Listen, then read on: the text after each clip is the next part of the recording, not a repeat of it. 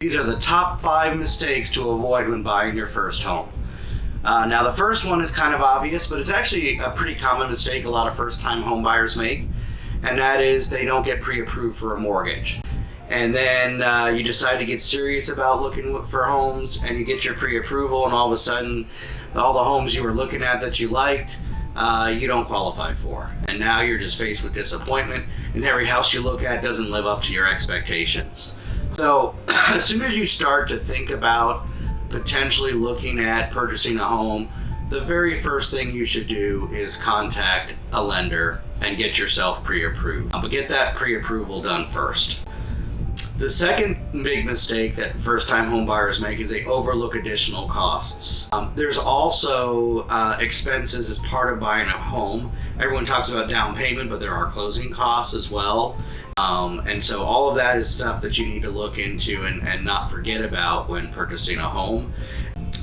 The third mistake that most first-time home buyers make is failing to conduct proper research on a location. So the perfect house in a bad location is still a house in a bad location. So I always recommend to my clients, come by during a weekday, come by during a weeknight, come by during the weekend, and get a feel for what the neighborhood is like to make sure it's a neighborhood that you're going to be comfortable with, that fits your lifestyle and your expectations. The fourth mistake most first-time home buyers make is letting emotions drive the decision.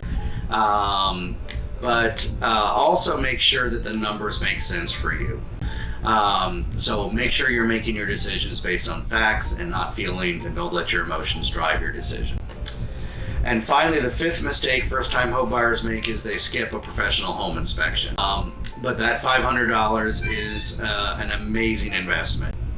If you purchase a home and the AC unit is 8 years old, you know in the next 2 to 4 years you're likely going to have to replace the AC unit. You can start budgeting for that.